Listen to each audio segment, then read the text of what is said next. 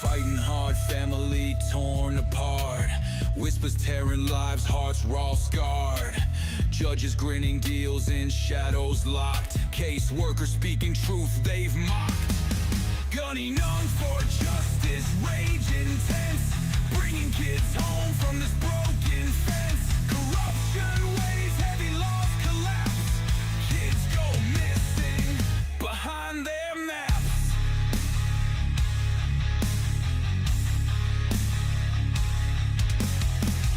CPS stealing kids, no trace. Lies build walls, the truth they erase. Gunners howl, cuts through the air. He won't stop midnight, he'll get there. Dark hallways where the guilty play. Secrets hiding, hope fades away. A man with fire, voice like a storm. Breaking chains, reform, transform. Gunning on for justice, rage intense. Bringing kids home from this broken fence. Corruption weighs heavy, laws collapse. Kids go missing behind their maps.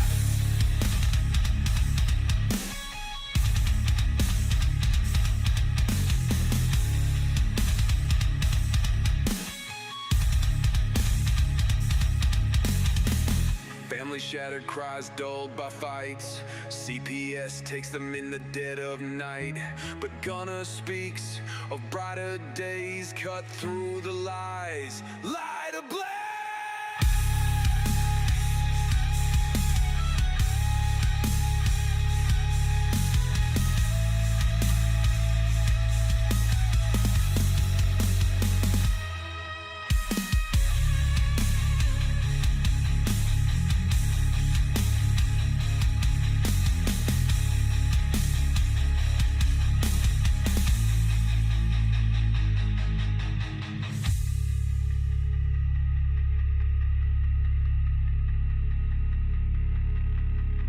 Family shattered, cries dulled by fights. CPS takes them in the dead of night.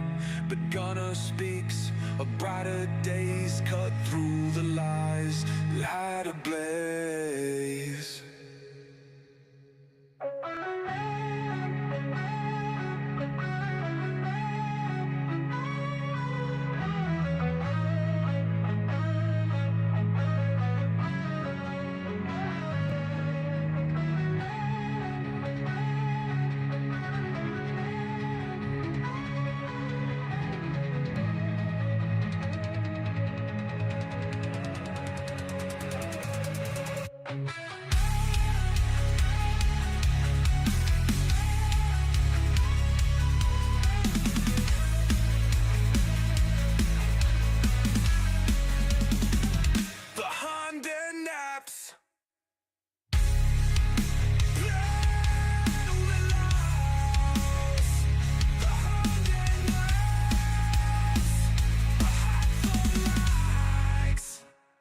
Behind their maps.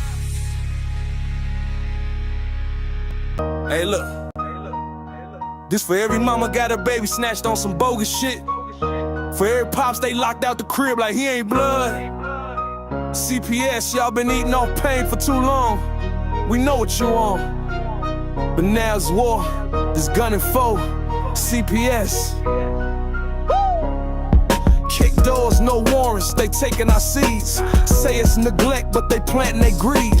Feds in they pocket, judge got a fee.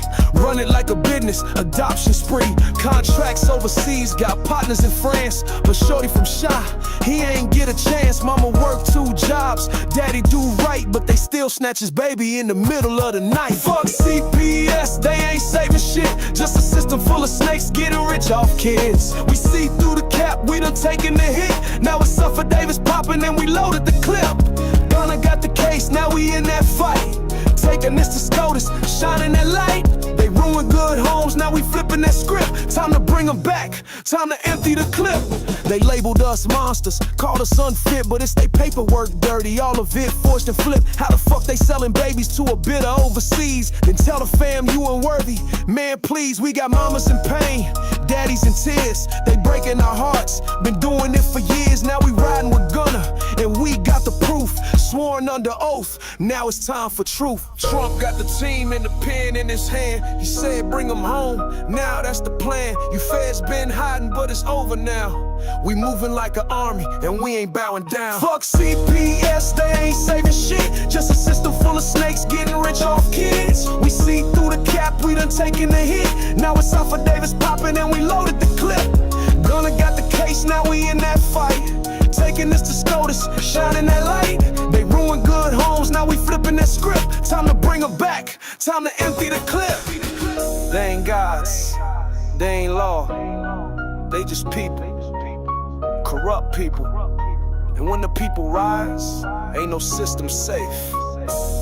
It's Chi-Town, it's the movement. We gunning for CPS, and we coming heavy. Yeah, yeah, yeah. Wait.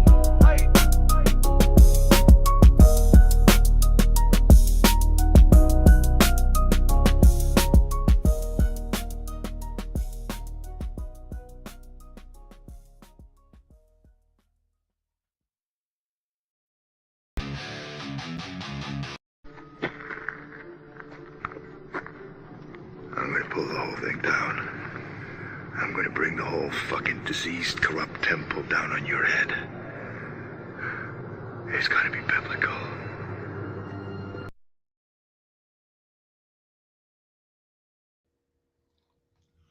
Good evening and welcome to another edition of Gunning for CPS. I'm your host, Gunner.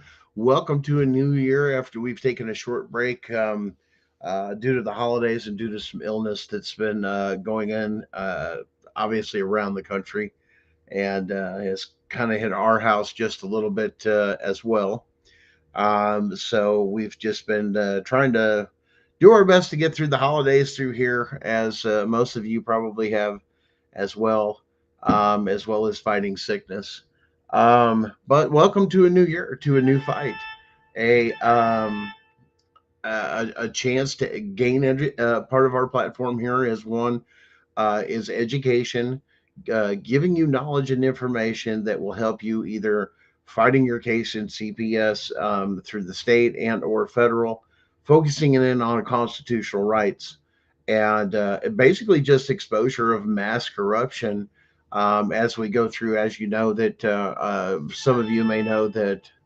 Um, yeah, we've had a lot going on in our case, major developments. There's actually an appeal and everything else into our state to overturn the ruling due to the fact that both the judge and magistrate, well, magistrate first, then the judge, violated procedure and violated the state codes that also dealt specifically with uh, violation of due process. That's just clear as day. But at the same time, these particular codes were mandatory. In other words, the courts, the judge, the magistrate, CPS, all the others should have known these are the things that should have been done, but those things were not done.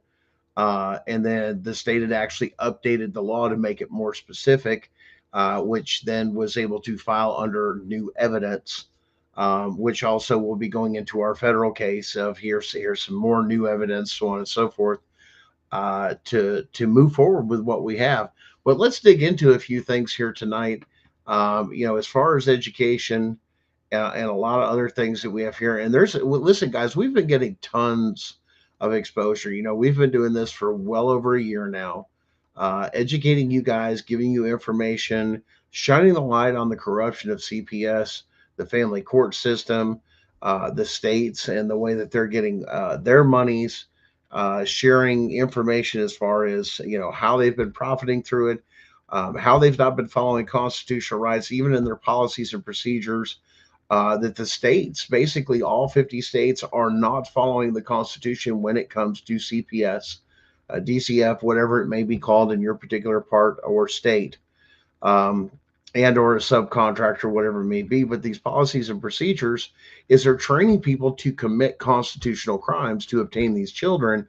And if the law was truly followed as well as the Constitution, every single one of these cases, and we have the documentation and the proof, which is what we're putting on the federal record too, is that for over a decade, the state of Tennessee has been breaking the constitutional rights, um, the violating constitutional rights, yeah, actually reporting it to the court that they've done these things, and the judges and magistrates play ignorant, which then the doctrine, whether it's criminal or it's civil, it does not matter, that the doctrine of fruit from a poisonous tree should take and apply to every single case, especially as well as a state entity or organization cannot take and um, operate by violating constitutional rights. And now, with the evidence of over a decade that the state of Tennessee, let alone more evidence of all 50 states going into this, of saying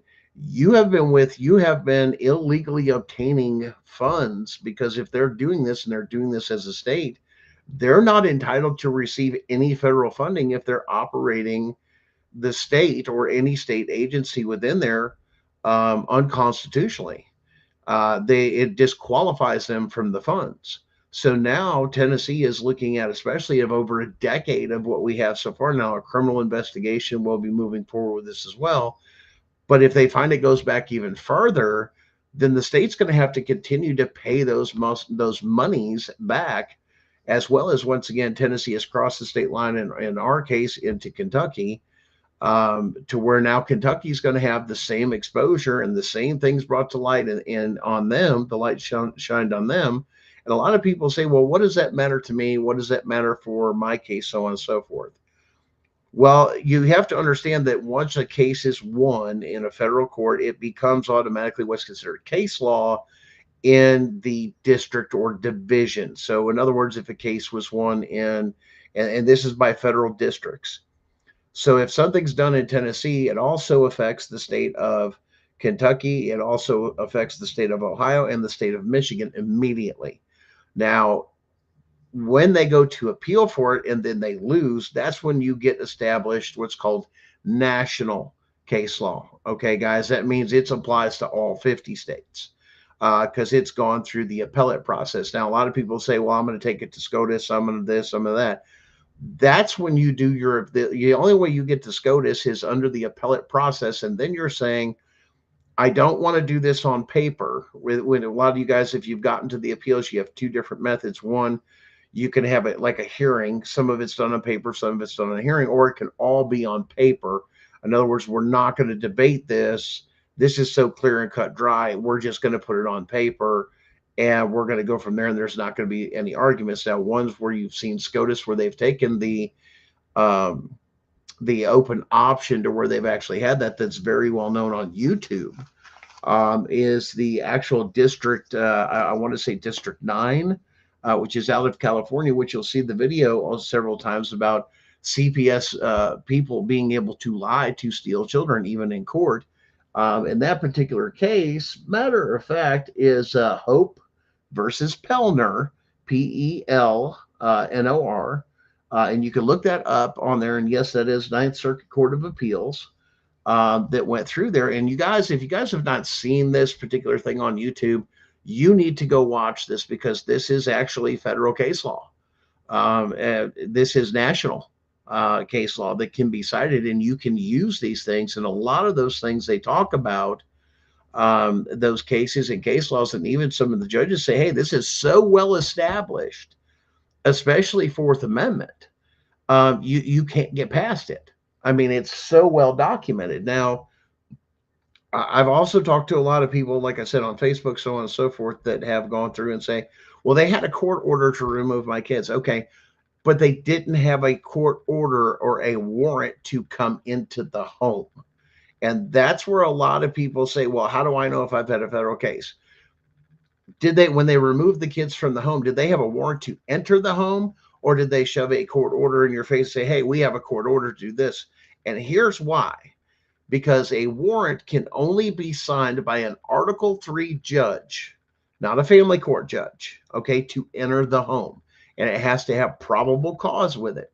A court order, it doesn't have the power. In other words, that judge doesn't have the authority or the ability to say, break into the home and take.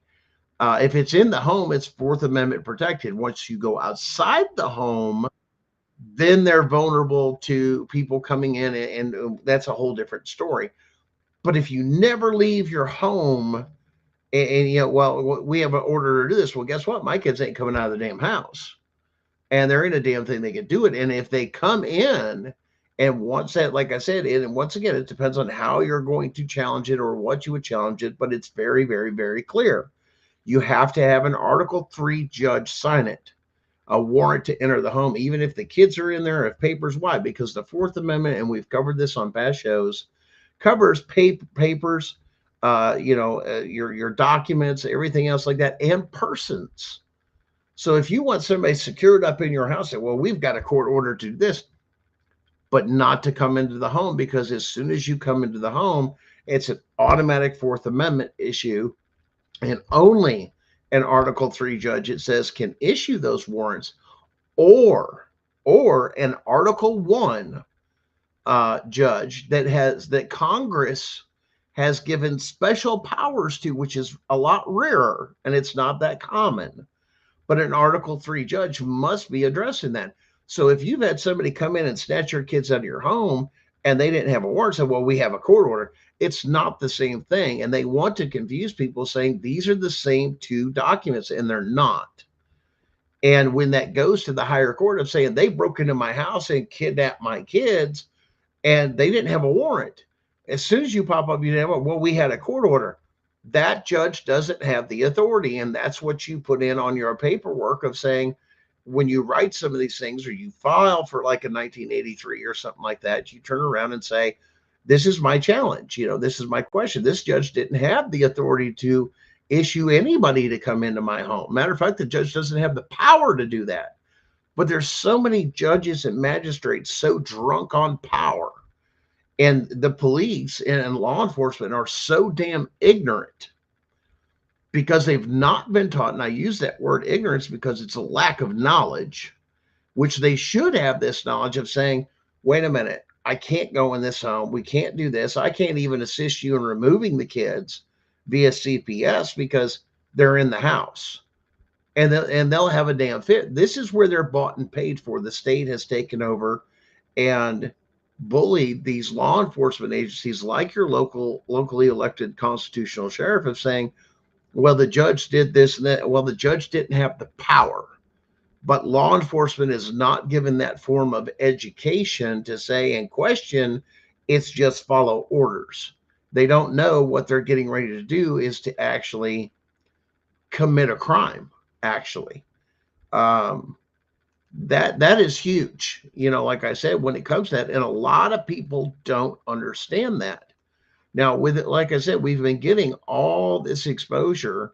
And everybody's like, well, what do you mean we're getting exposure? Listen, we've been doing this for well over a year with this show. And I can tell you that the exposure that we've been getting and the things that have been called out and the corruption that's been called out is so mainstream now that and this is what they hate. They don't want the light shined upon them. But let's go to, let's see, a couple of different things I took and found. And these are some of the things I found, but these are a little bit well-known, more well-known people, like I said, that you'll notice in some of these clips that are exposing CPS. So let's watch a couple of these videos and see what they're actually saying and what's getting out there. Child Protective Services, the largest human trafficking organization in the world. There have now been so many cases of this government agency arbitrarily coming into a family's world and taking one of their kids and making them just disappear. 2025 saw a number of government whistleblowers come forward and establish that Child Protective Services could probably be more accurately renamed Child Profiting Systems. Some of you may have heard about the Baby Cyrus case. Levi and Marissa Anderson were living peacefully, just raising their young child, in Idaho. And then after seeking medical help for some issues with this child, mysteriously they were surrounded at a gas station and their precious son was forcibly taken from them at gunpoint by the police. Now, fortunately, this case caught national media attention and there was a massive outcry on behalf of this good family. But oh no, they didn't just get their son back. It wasn't until the Heritage Foundation stepped in and financed legal representation for this family to actually win custody of their son back in the courts. Now, there's a documentary that has just been released called Never in America, Unmasking the CPS Kidnapping Empire. This movie surrounds that baby Cyrus case. However, it's got a lot more information in it. Here's a little taste. Say it's the greatest fear of parents to have their child taken from them. How in the world does it happen by force at the point of a gun?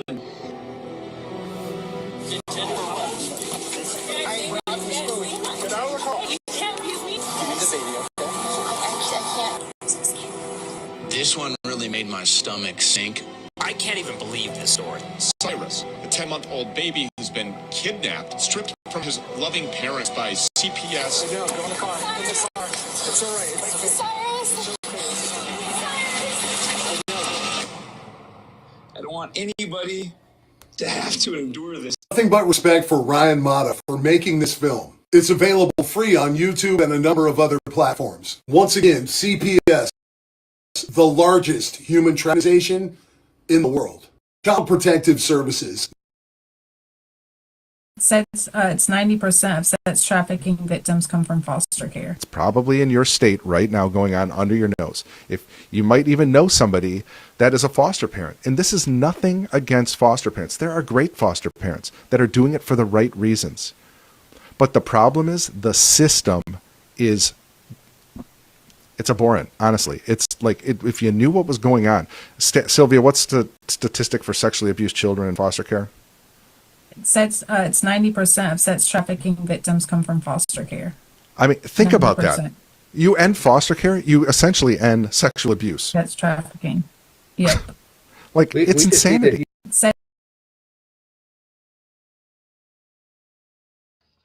Wow, guys. 90%. It's the root of the evil. It's the root of the problem. But still, it's finance is a failed system. Something that's supposed to be put in place to protect children is actually causing more damage. And this is why we've said this is part of a greater evil. As we get into this, that I don't, they give the concept to many of the caseworkers or some of the other people that were defending people, were doing this or doing that. But yet 90% of the time, they're just covering up, especially in the court systems, the crimes of CPS that have been done to even get them into a courtroom, or, even further, not even having jurisdiction on things, and just continuing and continuing and continuing. And it's not up until recently, especially within the past year, that people have been speaking up, finally telling their stories and not being embarrassed of what has happened to them, and coming forward and saying, no, I was abused by the system. I was not taken seriously. This was not handled, especially when it comes to things. And a lot of people that don't understand. And they say, well, what do you mean there's being abused by a system? Well, let me show you something here. And this is going to blow your mind. And this is what's happening, that we're seeing, especially here in Blount County, Tennessee, with teachers and other people in the school systems, or public officials, or people in churches that are convicted and caught offenders. And matter of fact, we just had Diane Lashmere, I believe it's the way you say her name, used to be a Blount County magistrate here in Tennessee, that she was caught aiding and abetting her son that had child pornography and destroying evidence. It has a federal ongoing case and everything else, and then was remanded back to Blount County to face for the crimes that she did in Blount County. And they gave her like a year's probation or something like that. I mean, it was crazy. And then it can be expunged off the record. The same thing with Mr. Dalton, if you know anything about Dalton and Blount County, it's all over the news. You can Google all of this. Did they give them a slap on the wrist? And they let them back in. Matter of fact, the CPS is actually hiring child predators. This is, well, Gunner, you can't take and prove that. Yes, I can. Look at this. What's this say? Child Welfare Agency hires ex-teacher accused of creating AI child porn on the job while he was getting paid as a teacher, according to the court documents. That now this person has applied for a position at the Mississippi Department of Children's CPS to go after, supposedly his own. Now, when are predators going to want to catch predators instead of enabling them or allowing them to get away with it? But once again, this was somebody serving in public education under state government that was caught, that then puts in, hey, I'm going to go work for, this particular thing. Well, I've got great experience. I mean, guys that's sick. And they're letting the predators loose, and everybody says, well, we're so against it. And you got things, especially like, I believe her name's Walden or Dalton or something, that's up out of in Kentucky, just south of Lexington, Tennessee, that's in around the Richmond area, and is actually adjudicates in 2 different counties, that basically says she hates homeschooling. And this is a big issue in Kentucky now. To what? Why? Because everybody's pulling their kids out. So now to force you into public schools, they're going to steal your children and then put them in public schools, because the public schools are losing too much money and they're not funding their system or their programming. Now, I'm going to reach a little bit here, because a lot of you guys, like I said, everybody says, oh, well, conspiracy theories. No, now listen, there was a lot of things that were conspiracy theories for decades, that we come to find out once items were declassified under the Trump or under the Trump and or current administration, such as JFK was a big one. But the other one you guys may have missed and not followed up on was something called MK Ultra. And the MK Ultra was a PSYOP program of how to control people or masses, either through manipulation or drugs or conditioning, or all these different things that the government actually paid for. And a lot of people don't, and we go through the things with ditties and the tunnels and this. Everybody goes, well, what are they talking about, the tunnels? He lives in Hollywood Hills. Well, that area used to be, if you go back through the history of it, actually used to be an old Air Force base, which those tunnels are the maintenance service runway tunnels. So yes, they collapsed some of them, they exploded some of them, but yet there was some that were still left in place, because they didn't backfill everything in.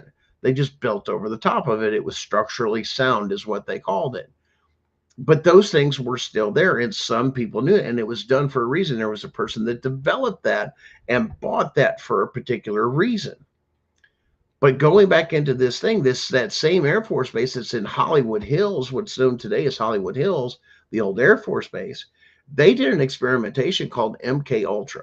And MK Ultra was using stuff like LSD, marijuana, all these other things, are conditioning people on how to control them. Now, CPS does this same methodology, and they've adapted this technology or this information that has gone through this to turn kids, because we hear this all the time, that when these kids age out, they've supposedly been abused, of saying, I was coerced, I was beaten, I was drugged, I was intimidated. None of that stuff ever happened, and it has destroyed their lives. And it's all with this conditioning. And this is why forensic interviews are garbage. And everybody says, well, why do you say it's real? Why? Because there's 2 types of interviews. If you go down those particular things, there's a forensic interview that is under suggestive things of shoulda, coulda, woulda happened, versus a factoidal interview that is based off of nothing but cold, hard facts. In other words, this person says this, the evidence matches up with it. That is considered a factoidal interview. In other words, we're searching for the facts. When they go through these forensic interviews, especially with children, and here's the other problem, these children are not being read their rights. And yes, even children have rights, which is also a constitutional rights violation for your children. Excuse me. That they're actually questioning children without reading them Miranda, without taking and questioning them and letting them know, giving them informed consent of what is getting ready to happen. They don't do that, but it's supposed to have been just used for furthering investigation for anything else. But CPS has found a way to convince the states to use these as part of evidence. But once again, that was one of the other things too, and which raises a huge red flag, which says, well, wait a minute, if you're going to enter those under the rules of evidence, then you can't have a one-sided conversation in a courtroom, which is what Tennessee took and did and revamped 24-7-123 under forensic interviews. The cross-examination is this is also a Sixth Amendment violation, because you have a right to face your accuser or what's going on, or even your attorney is supposed to take a turn around and be able to cross-examine them. When they don't do that, that's because of mass corruption, because they know if something else gets out, it weakens their case, and that's all they've got. Once again, there's no facts. This is all on theory. Now, we're going to show you something here that's going to blow your mind, because there was actually another experiment done in our country that was well documented of sane people going into psychological facilities as completely sane people, okay, and how they come out afterwards after going in and just being normal, this and that, and they're looking for problems where there are no problems because they made money off of it. Well, here, don't believe me? Well, this is where, like I said, we do our research, we come out, we show these things, so we've double checked this stuff, fact checked it, and yes, this actually did happen too. So watch this next clip here, and this will blow your mind, because this is what CPS is using against families and children when it comes to what they're doing to the mothers, the families, and everything else. It's all part of this psychological conditioning. See, we didn't have this issue so many years ago because it wasn't about the human psyche. Now they're trying to learn about the human psyche to turn around, not to better you as humans or better us as a country. They're using it as a manipulation tool to turn around and convince people of something that is based on theory. Well, let's watch.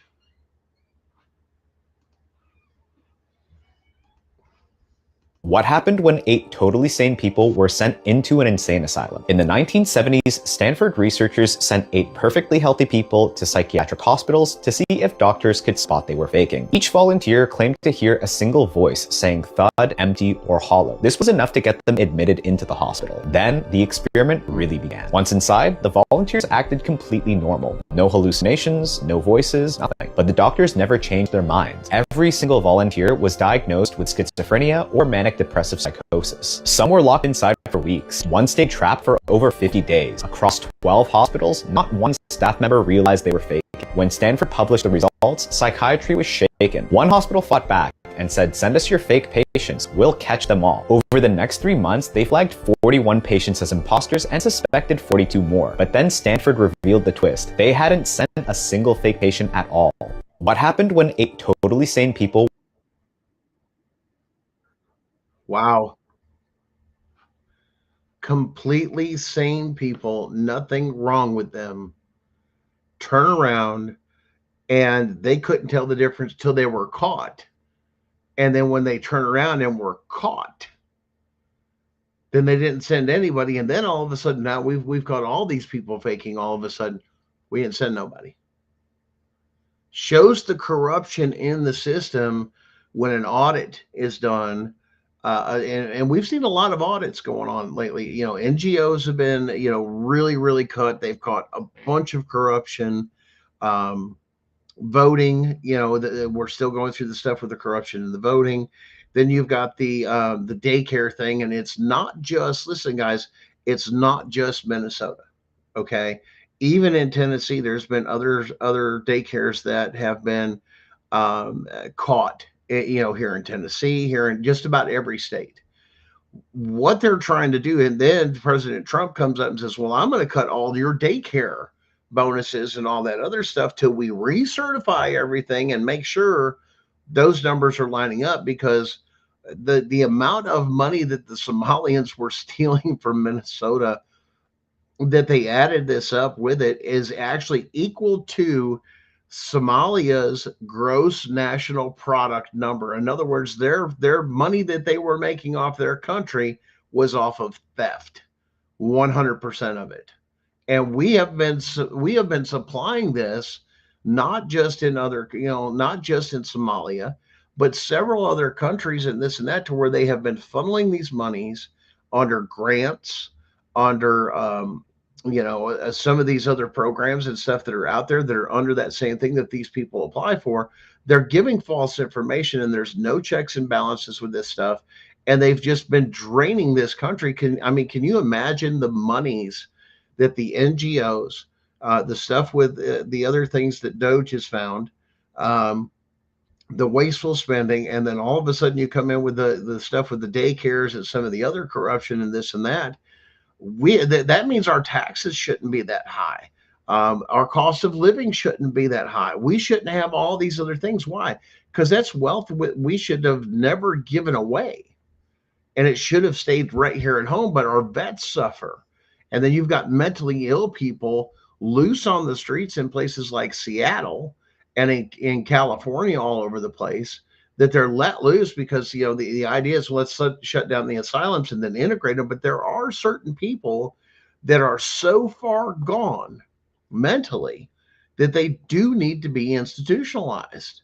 But once again, that was abused. And then you're creating stuff with CPS, with PTSD, conditioning, messing with kids' mind, making them think that events happened that never happened because of psychological manipulation, especially with children, especially when they're impressionable.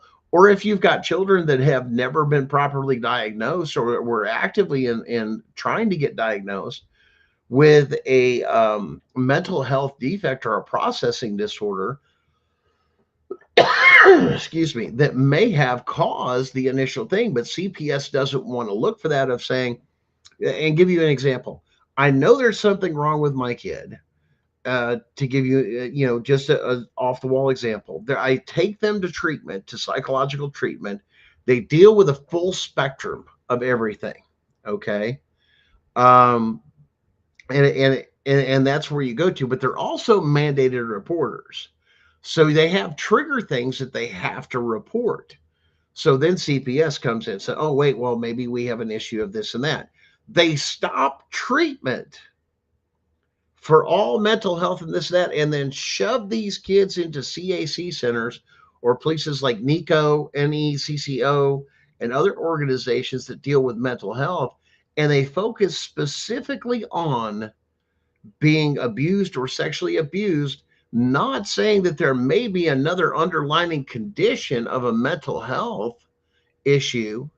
Because once again, children, if you do your research into the mental health facility, the mental health area, children cannot be diagnosed unless there's a physical thing. In other words, I can see on a machine brain matter's messed up, or there's a condition, or this is going on. In other words, it's an unseen thing or undiagnosed thing.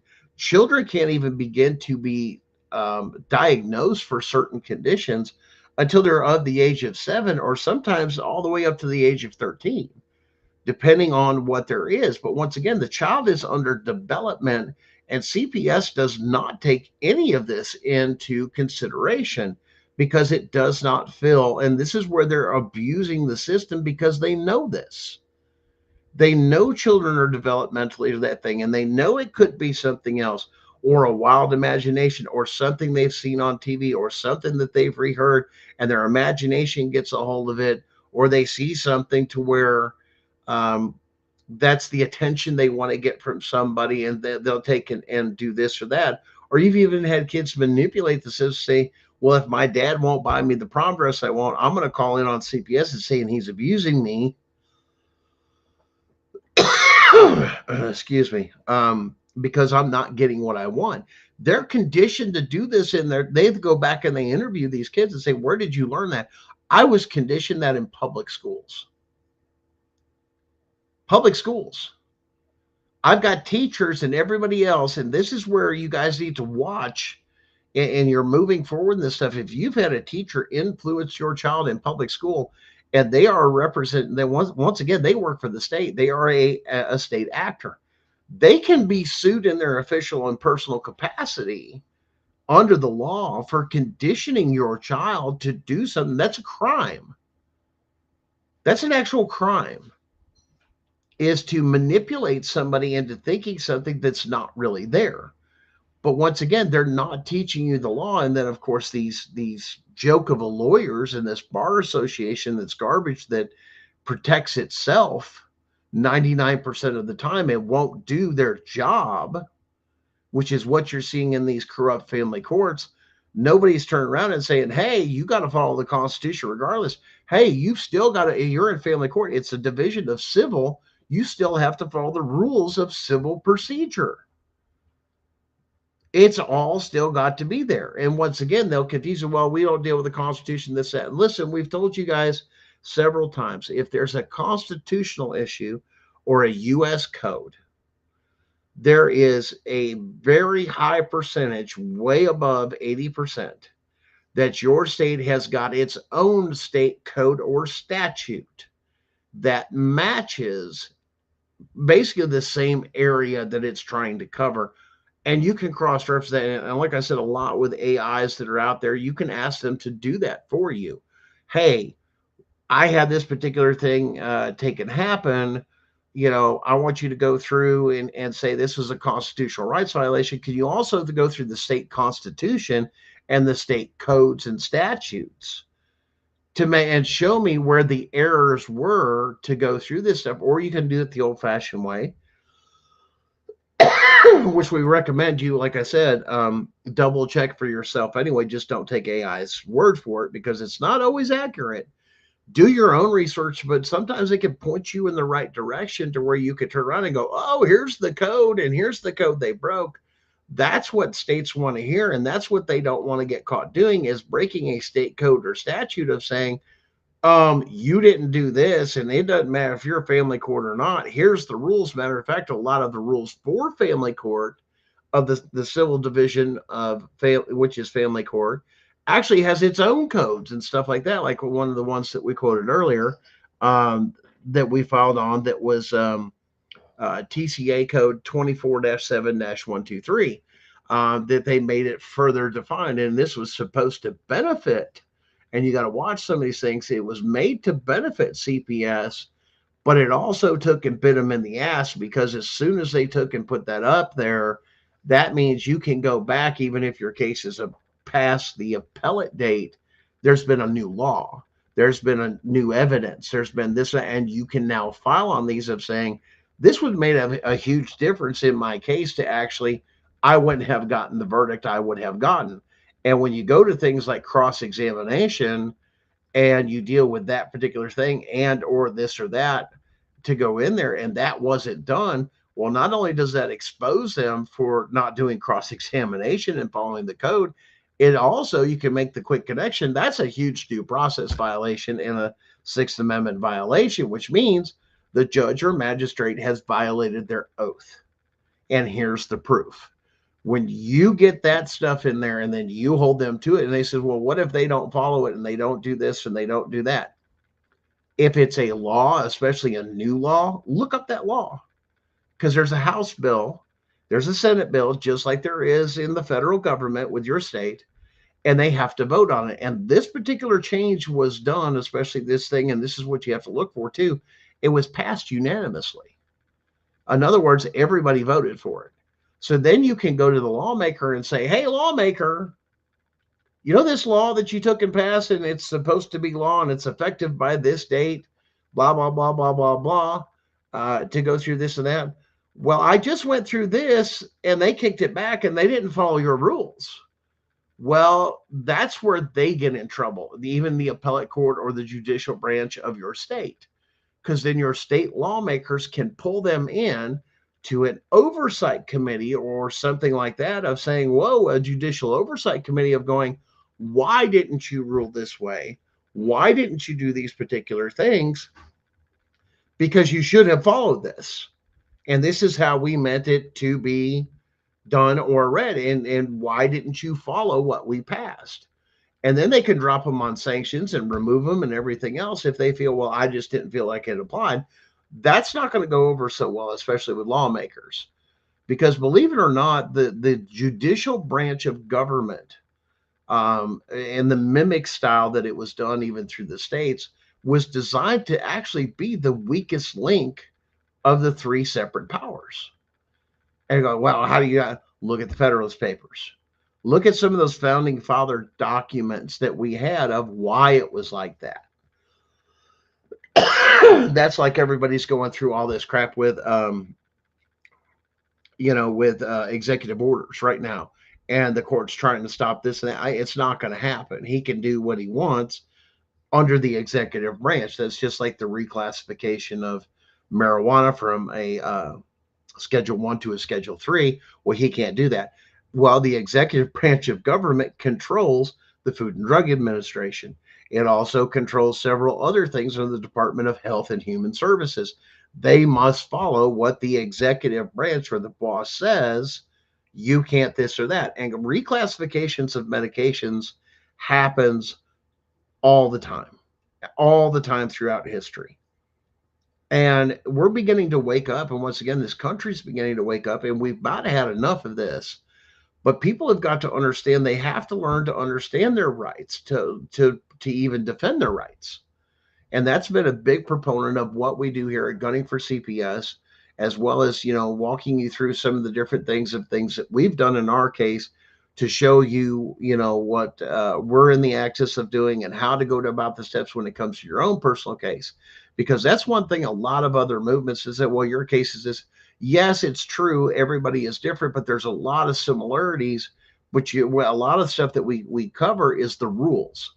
In other words, if you're going to file a 1983, okay, and we've told this to people 100 times, and we still have people that don't listen or don't comprehend what we're saying.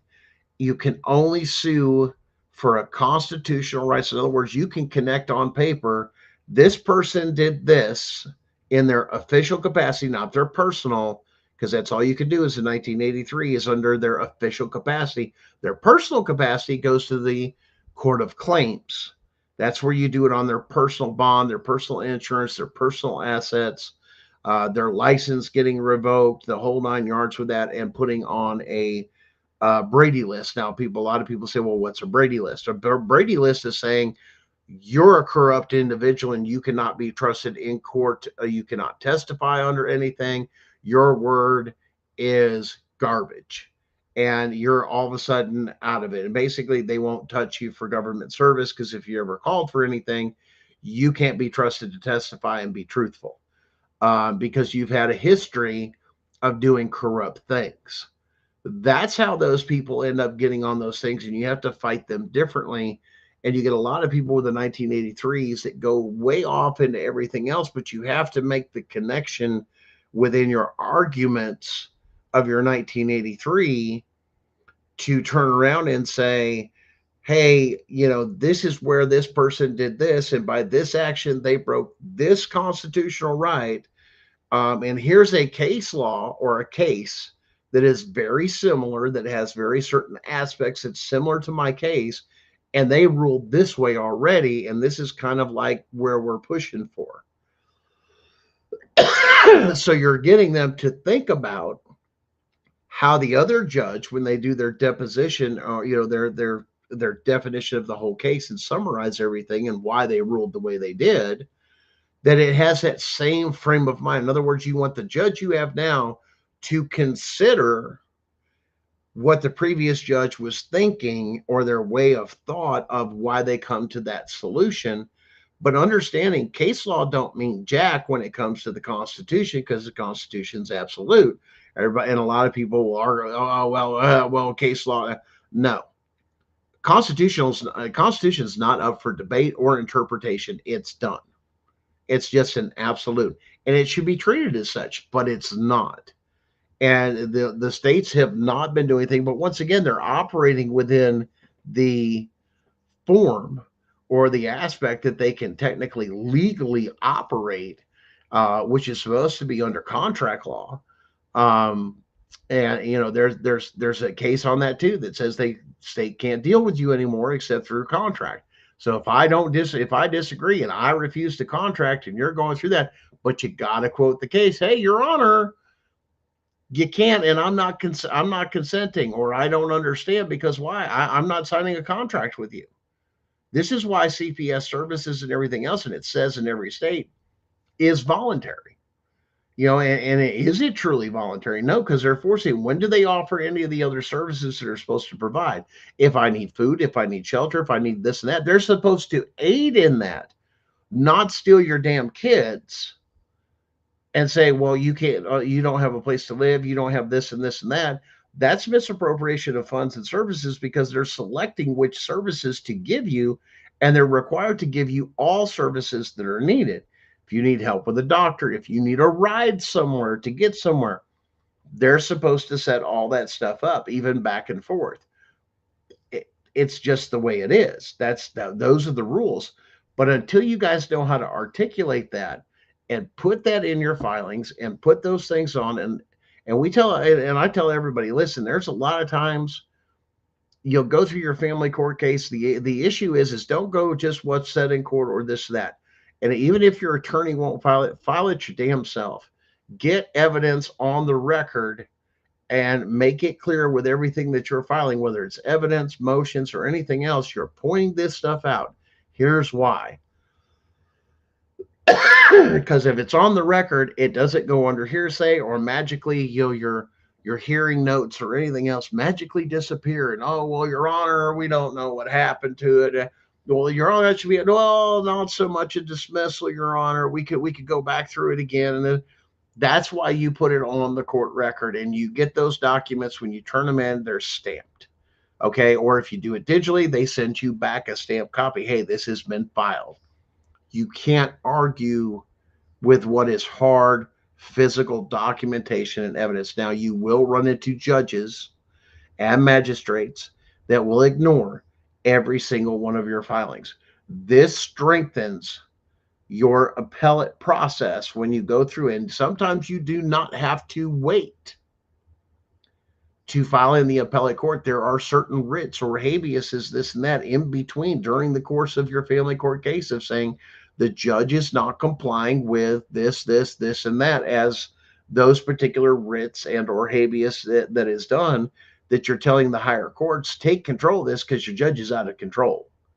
And you can call them out on that. And like I said, it depends on how you file those. Now, I've heard a lot of people will do research on certain judges or magistrates and say, hey, well, even when you've gone to the appellate court, how successful are they? Well, it's constantly kicked back. And there's a reason why, because I've seen some of the filings and go, oh my God, that is crap. Even for somebody that's a bar card and an attorney, it's sloppy. It's bare minimum. It's not using everything they could possibly use. Because why? Their first thing is to the bar. It's not to their client. Because if it was happening in their situation, I guarantee you, if it was happening to them personally, and you can go through and they've done that where they've attacked lawyers for going after them and taken their kids. And they've slammed all these judges, everything else, and held it in the same kind of, wait a minute, this is a huge conflict of interest. Why? This attorney has seen all these judges. They can adjudicate on this stuff, but they're still doing it. Corruption. And that's what it comes down to, is mass corruption. One other things I wanted to share with you was another article that I took and found. And this comes out of Harvard Law. And you guys can look this up. And this deals with the increase of civil suits.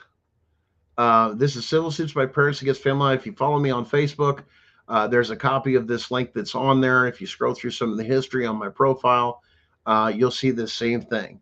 And what this goes over, let's see if we can get this a little bigger, is that, their policies and procedures is what this is talking about. It's how they even talk about how they take and target poor communities and surveillancing people. And people say, well, once you're in the system, you're in the system. It's absolutely true. Hey, if you have to deal with CPS and your name's in there, and then you have kids and their name's on there, and when they get older, I guarantee CPS is going after your kids and your grandchildren. And it talks about unlawful removals, warrantless searches, discriminating practices. Why? And here's something else that I found out. And I was talking to a good friend of mine, and I did some research on this. And I'm going to blow your mind because check this out. Did you know that the state of Arizona actually shut down their CPS system in the entire state? Shut it down. They did reform, okay? Restructured it, cleaned it up, this and this and that. And slowly over time, the same people that used to work for them got hired back.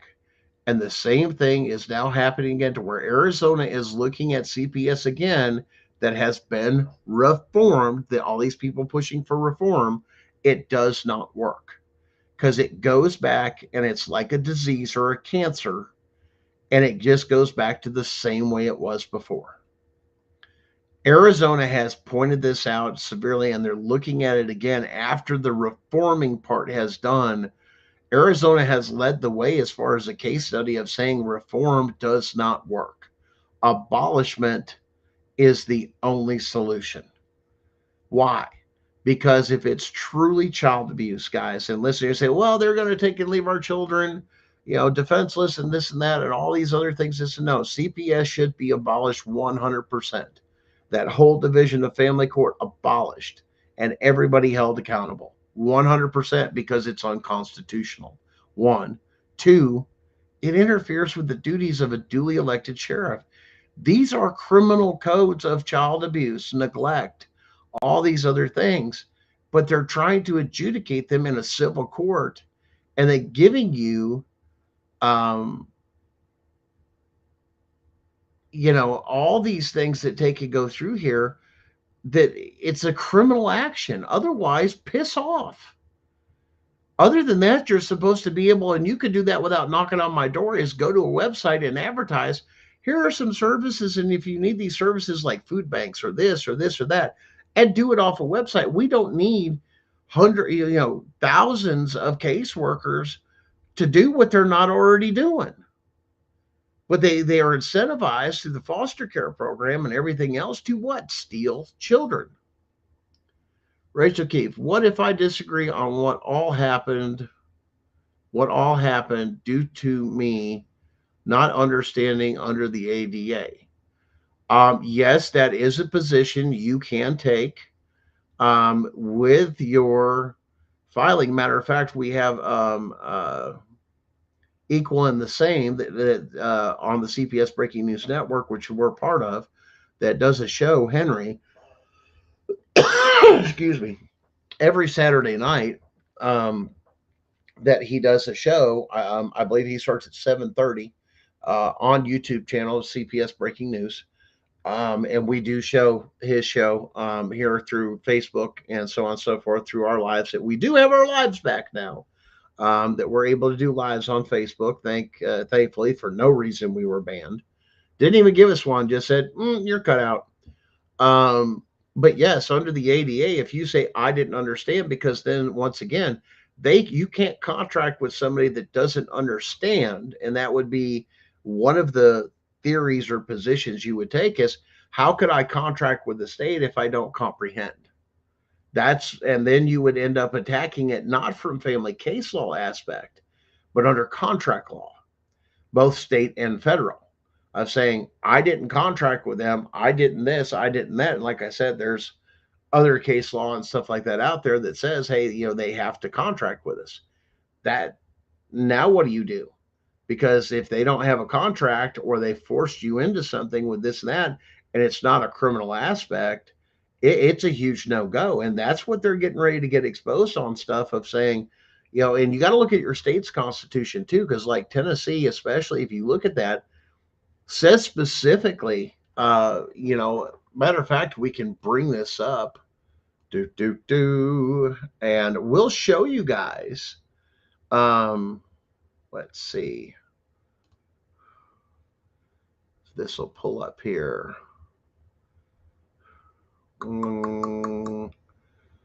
Okay, and this is for all you guys in Tennessee, and you can look for this.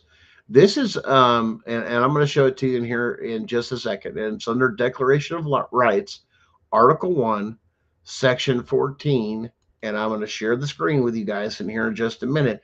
And this is what you look for where they violate their own state's constitution. Okay? Let me show it to you. Boom.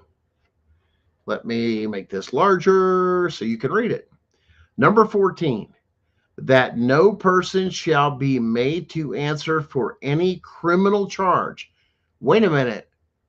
Did they put a criminal charge on a civil case? Did they codify it as a criminal charge, even though it's in civil court? Yes. Yes, they did. And they do this all the time in Tennessee and several other states. But wait, their own constitution says no person shall be put to answer for any criminal charge or code, but by presentment of an indictment or an impeachment. So if you were never indicted or impeached in the state of Tennessee and you got a criminal code, okay, in your civil case or in family court, and they do this all the time. It's sneaky as hell because they don't think you're going to know the Constitution. Now, wait a minute. The Constitution says I can't, and it says for any crime or criminal action. And if it has a criminal code, that's an automatic violation of the Constitution of your own state. Now you've got them because not only have they violated their state's codes, you violated the state constitution. That's an act of treason on a state level. And you can prove that. But you got to go through and understand where your rights are. Where do you find your rights? How do they work even within your own state? This is where you dig into those things that when we tell you, do your research, get your understanding. One, understand your constitutional rights. The law of the land. Two, go through your state's constitution, because there's a lot of stuff in there saying, wait a minute, this happened to me, but my state constitution said that's rooms and grounds for an appeal, guys. And you do it under new evidence. Hey, I just recently discovered this. And that's what you have to put on paper, because they'll end up hitting you with probably a motion to show cause. And what you're going to say is, hey, a law has changed, or hey, this is new evidence, and this new evidence would make a difference to overturn it. Or procedurally, once again, there's many different rules of civil procedure. You'll have to find the one that matches, of saying they didn't follow the state's constitution or the constitution or this and that. Why? Because this is completely missing, or this is on the record showing they did, and they now stumble upon themselves. Now what are you going to do? Because they're caught. And then that gets exposure. And then all of a sudden there's a huge damn problem for everybody across the way. Oh, now you've got a corrupt judge and you can call them out for it. Why? You didn't do this, or you did this, or you filed it this particular way because you did this and that, and you thought it was cute, which CPS tries to do, is jack people up. You accused me of a crime and convict me of a crime, but I've never been indicted or impeached. You violated the state's constitution because it says all. There's no room for interpretation. Well, we could do it. No, it says all. And see, when that's why I tell you guys when to say, well, you got, you're Gunner, you're pretty confident about your appeal and everything else. This is why. You violated not only this code and this law change that they took and did, you violated your own state's constitution by doing what you were trying to do. And then you wouldn't allow crossing. I mean, it was a cover up. Why? Because I was calling out CPS for the illegal shit they were doing in the courtroom and outside of the courtroom, and the judge and everybody else ignored it and then went into cover-up mode. Why? Because if we let him go, he's not going to shut up about this, and then he's got a lawsuit. That's how the system protects the system. And a lot of you guys have already gone through this, especially when you point out about your caseworker or this or that, or them doing this, or they're not following this. And even in the courtroom, once again, these people get comfortable, especially in family court. Well, we're not going to, they still have to follow those things. And when you point it out, they get scared. When you get educated, they get scared. Because now you not only understand it, you comprehend it, you're able to apply it.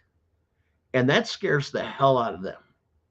Now you're not going in paying just an attorney, because when you pay the attorney, you're saying, I'm not smart enough to represent myself. That's what you say to the court. But you get a lot of other people that go through that. Now, once again, Rachel, if you go through that stuff and a judge denies your 2 appeals, your judge doesn't have the power for you to go to the appellate court and can't deny that power. Matter of fact, that's something you actually report to the Attorney General's office of saying, my judge applied my appeals. No, I want to go to the appellate court. All I have to do is, in every state, is notify the court. The judge doesn't have the power to interfere with it whatsoever, nor does a magistrate at all in all 50 states. They cannot. A matter of fact, if you take and report that to the Attorney General's office, that they jacked up and withheld your appeals to even going to the appellate court, that's a criminal act. And yes, that must be reported. And once again, you have to dictate that. Once again, don't just call FBI, don't call just the Attorney General. File paperwork, put it into words, list everything out and this and that, and just don't dump on them. Don't emotional upchuck on them. Keep it simple. I was denied appeals by the judge. They interfered with me appealing.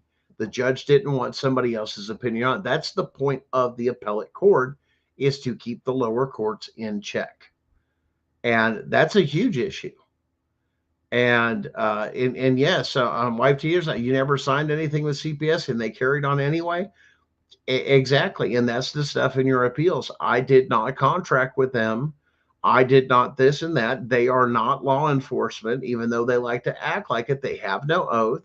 And you point out, I was questioned and never read my rights. And they say, well, it doesn't. Yes, it does. And then you take it up to even to the higher court. That's where you go under the 1983 under constitutional questions of saying, am I not supposed to do this if I'm being accused of a crime? Yes, child abuse is a criminal code. And if you're having that in there, and you got to watch how they codify this stuff or how they file this paperwork, because you can catch them on trying to slide in something that they can't legally take and put on there, and they're doing it. But you've got to understand how all that stuff works. Well, guys, it's been fun. We're going to take and wrap things up tonight. Thanks for joining us. Welcome to another new year. We'll give you more information as we take and get more updates in the case and more things that we learn and processes. We've increased our team that we're doing this and getting more resources and more people out there. The ADA is absolutely a 100% a thing, but here's the thing. Don't make it your primary focus unless you have a physical disability. And this is why I say, and I hate to say this, I've had this conversation with Henry that does Equal and the Same.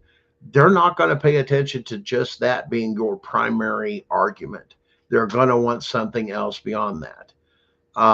And that's just the bias of the courts and the discrimination. And it's just the way it works. It's not supposed to. Now, if you go to the federal level, it's a little bit different story, but state level, they could care less because they're covering up the fact that 90% of them are using those funds of thinking, hey, I have a ramp out front and a handicap bathroom, and that's all I need to do as far as ADA. There are what is known as visual disabilities and what are called hidden disabilities. And the court is not supposed to discriminate between the two. For example, a visual one is somebody in a wheelchair. Another one for one you don't see is PTSD or severe anxiety order. That the court is supposed to compensate for those things, and they're not. But they're still taking the money, the grants, and everything else that they're applying for, like what? Because they look at it as, ooh, more free money. And when you get them to become compliant and do the things they're supposed to, you find out that we found out upon other investigation, no state's following it. They're just taking the money and they're not providing the services they're supposed to. And that's a huge issue. It's called fraud. And you can call it out on your own case. But guys, it's been great.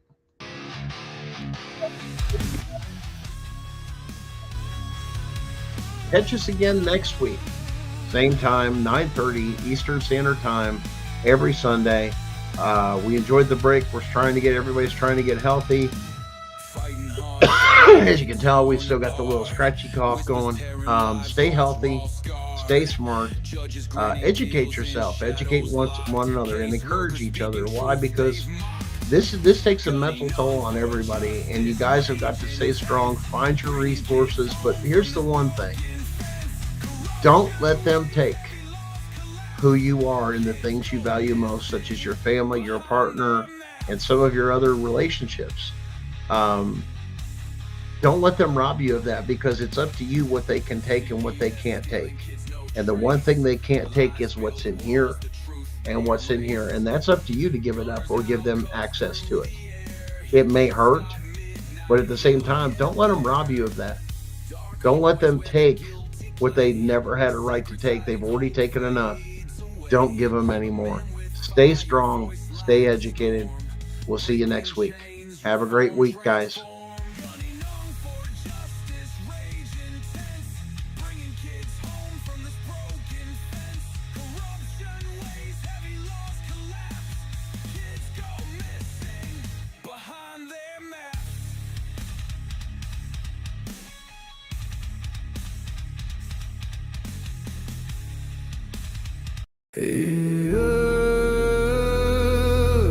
They said don't fight the system.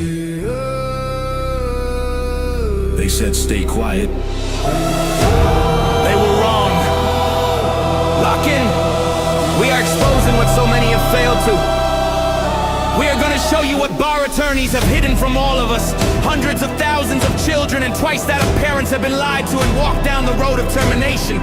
It's the death penalty. We're all of the protesters, the ones who fight for the rights of prisoners, dogs, illegal immigrants. Why aren't you coming to the aid of our children and families? Right here in America, every day a child per minute is kidnapped. And no one cares. We fight alone until today. CPS punishers mount up.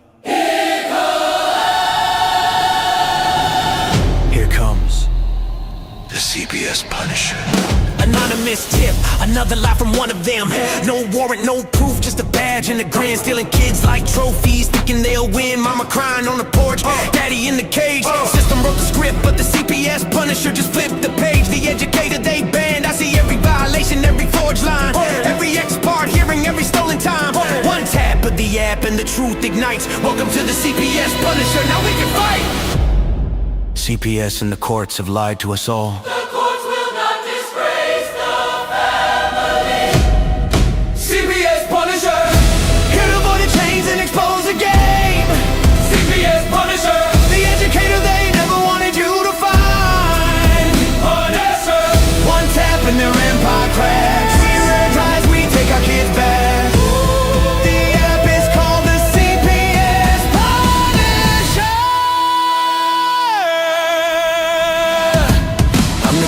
Shadows, the skull in the night, the binder full of secrets and weapons you all need. Ab initio, watch me void that lie. Fourth Amendment armor, watch the tyrants cry. Falsified drug test, gone in a flash. I see Tebio, warrior, due process king. Every parent's hero when the hotline rings. I call it justice. Download the truth, now the system busts us. From the courtroom to the streets, hear the battle cry. The CPS punishers arrive. Kiss your bar asses goodbye. They tried to silence us. Now we're the loudest voice in the room.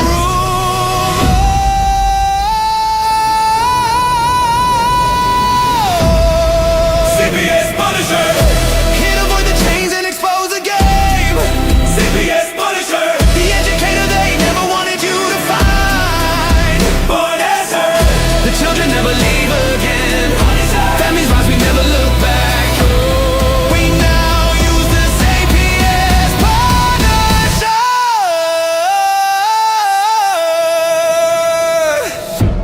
This ain't revenge, this is reunification.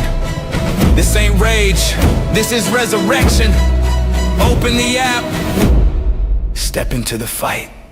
You ready? CPS Punisher. The app you need when they took your kid. CPS Punisher. The truth they hid, now the truth gets lit. Born as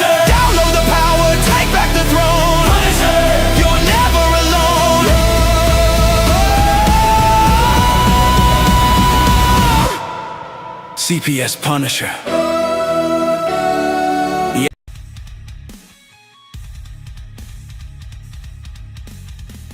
Family shattered, cries dulled by fights. CPS takes them in the dead of night. But Gunner speaks of brighter days cut through the lies.